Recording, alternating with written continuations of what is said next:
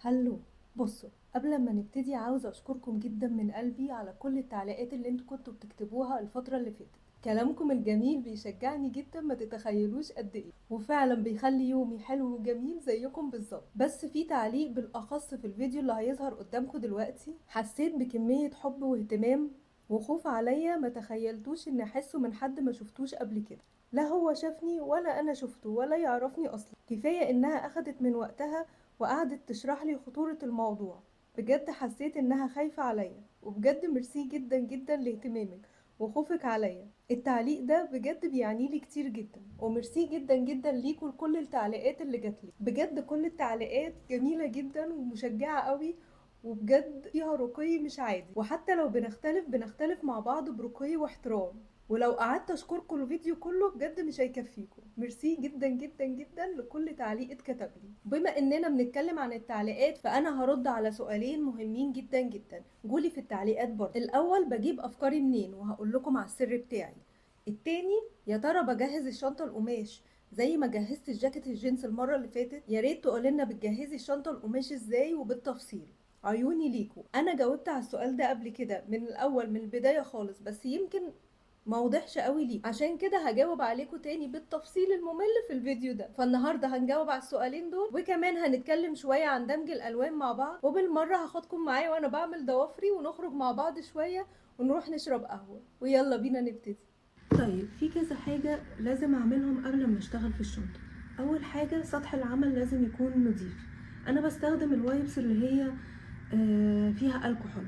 بنضف بيها، بتبقى ممتازه جدا كمان في تنظيف الفرش. فهنضف بيها السطح بتاعي عشان السطح بتاعي لازم يكون نظيف جدا. اي بقعه هتحصل في الشنطه كده باظت. فدي نقطه مهمه جدا. تاني حاجه، لازم انضف الشنطه بتاعتي الاول. بستخدم الرول اللي هو اللزق ده، بفتحه، باخد واحده جديده،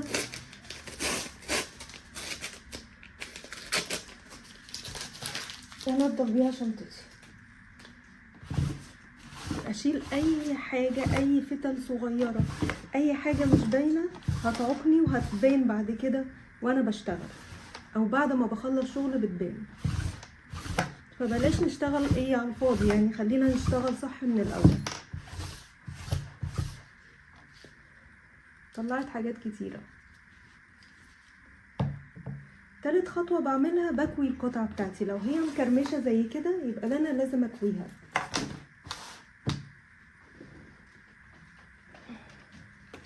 عشان تبقى مفروده.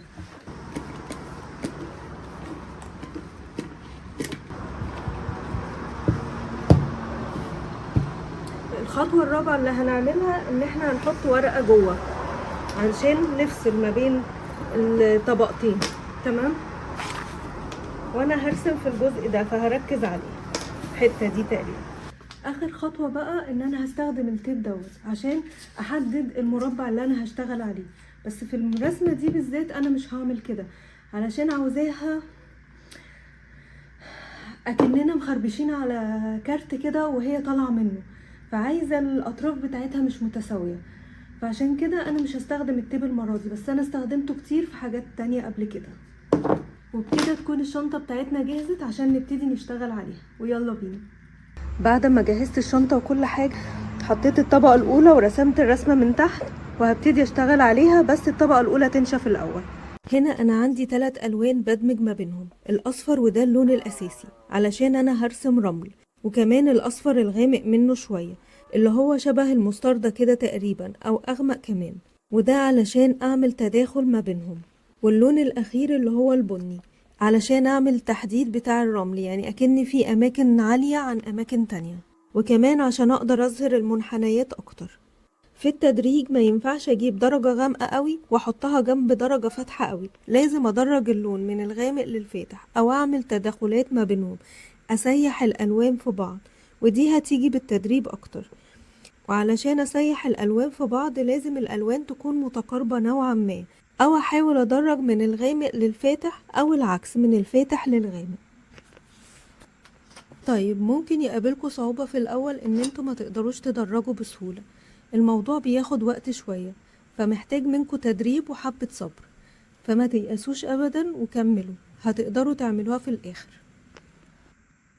أما بالنسبة للسما فأنا هغطي كل المساحة باللون اللبني، وبعدها هبتدي أعمل تدرجات الأزرق للبحر،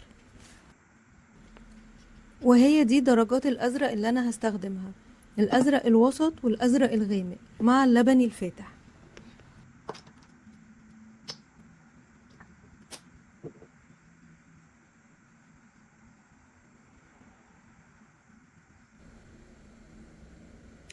انا قلتلكم هروح اعمل ضوافري ونظبط الموس شوية مع بعض، وعلشان كده يلا بينا. وانا عملت ضوافري عند احلى واشطر بسمة في كاليفورنيا، ومن موقعها هذا بقول لها ميرسي خالص خالص على شغلك الجميل الراقي، انتي جميلة قلبا وقالبا بجد.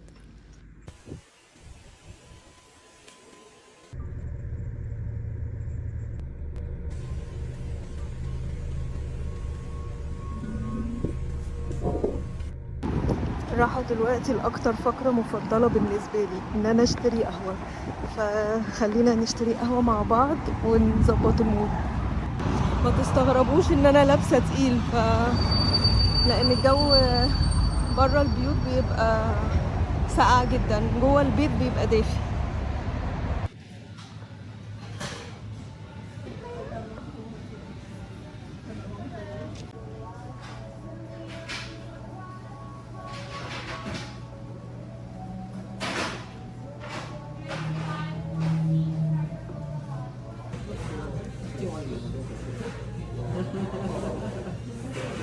عايزة اوريكم اغرب حاجة شفتها لغاية دلوقتي. شايفين الناحية دي السما صافية خالص، تعالوا نروح الناحية التانية، غيوم تام. يعني بجد المنظر غريب جدا ورهيب في نفس الوقت.